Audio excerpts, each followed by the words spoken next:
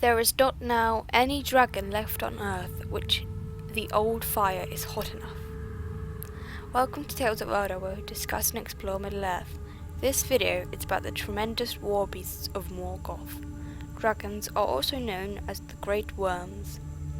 They were an evil race seen mostly in northern Middle-earth. The dragons were huge and terrible, their lives spanning centuries. They shared a greed of treasure, especially gold, subtle intelligence, immense cunning, great physical strength, and their eyes and words had a hypnotic power called dragon spell. They were likely not Maya, but some dark creatures made by Morgoth in the elder days. Dragons are most likely created out of fire and sorcery. Some dragons crawled like snakes, yet had 4 legs. These must have been the most common type of dragons in the first stage, since the winged fire dragons only appeared during the War of Wrath.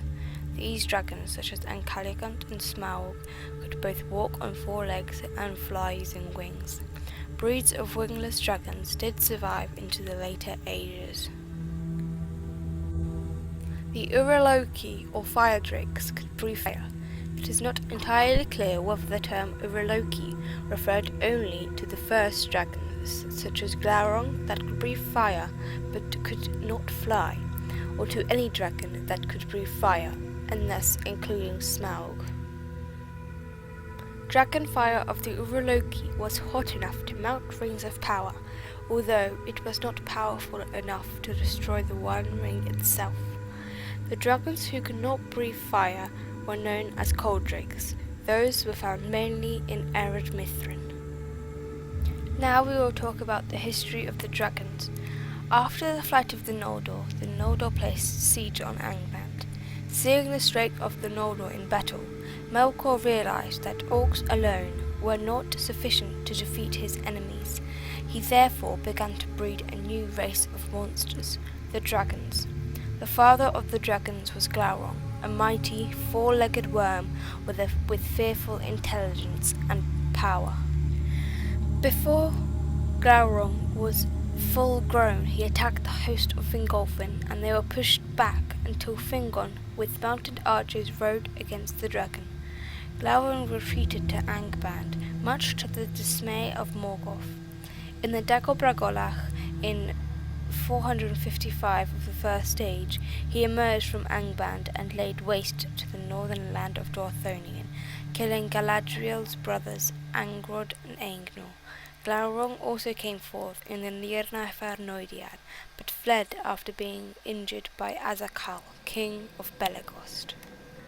Glaurung played a part in the fate of the children of Húrin. Among his many deeds were the destruction of the elf realm Nargothrond, and casting a spell on Turin, son of Húrin.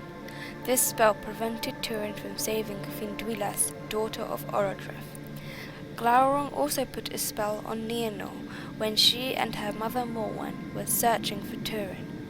Nienor forgot everything and ran wildly into the woods. She came to Brethil, and there Turin found her, and they fell in love. This eventually led her to a disastrous marriage to her long-lost brother Turin. When Nienor learned the truth about Turin from Glaurung, she flung herself to the death, believing Turin to be dead. Glaurung was slain by Turin, who afterward committed suicide after murdering Brandir and received news from Doriath conquering Nienor. At the fall of Gondolin, Morgoth's foul host including dragons. King Turgon was killed by his Tower of Rule being dropped upon him by a great worm. During the War of Wrath, Morgoth unleashed a new terror upon Middle-earth, the winged dragons. Chief among these was Anke the Black. This pushed the host of the Valar back until Erendil came with the eagles, and they battled Anke for 24 hours. Eventually, Anke was slain by Erendil the Mariner. His fall crushed the towers of Thangorodrim. Many of the dragons were destroyed in the War of Wrath, but some fled and survived into later ages. It would appear that the dragons fled to the northern waste, far from the lands of men and elves. Over the centuries, the race of dragons continued to breed and repopulate, particularly in the Weathered Heath, an area between two spurs of the Grey Mountains. In the late Third Age, the dragons of the Withered Heath, stirred up by the return of evil, began to harass the Northmen and make war with the Dwarfs around the year 257 of the Third Age. Dane the First and Fror of Durin's folk were killed by a great Cordreg in 2589. It was perhaps in these wars that the dragons swallowed 4 of the 7 dwarf rings. Another named dragon that lived during this time was Scatha. Little is known of Scatha's life, except that he possessed a great hoard stolen from the dwarfs. He was slain by Fram, son of Frumgar, in the early days of the Eorthaid, the ancestors of the Rohirrim.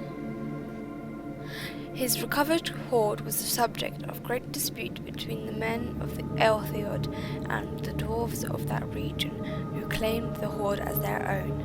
Fram rebuked their claim and sent them the teeth of the dragon with the words, "Jewels such as these you will not match in your treasuries, for they are hard to come by." It was rumoured that for this insult the dwarves killed him. It seems like Fram's people retained at least some of the hoard, and Eor brought it south with him when they settled in Rohan. The horn of the mark that Elwyn gave to Mary Brandybuck after the War of the Ring, many hundred of years later, was said to have come from Scatha's hoard. The most fearsome dragon of the Third Age was Smaug, who laid waste to the dwarf realm of Erebor and the nearby town of Dale. This devastated the area and sent Durin's folk into exile. Smaug remained in the abandoned halls of the Lonely Mountain for many years until the coming of Thorin and his company, and their burglar, the hobbit Bilbo. This began a chain of events that led to Smaug's death at the hands of Bard the Bowman. After the death of Smaug, there were likely only lesser dragons left that died after the defeat of Sauron. The Watcher in the Water that the Fellowship encounter on the west side of Moria may be some type of dragon or something else. Finally, in Hobbit folklore, there is a mention of wereworms in the east. These, if canon, could be legless and wingless dragons. Thank you for getting to the end of this week's video. As always, like and click subscribe if you haven't already.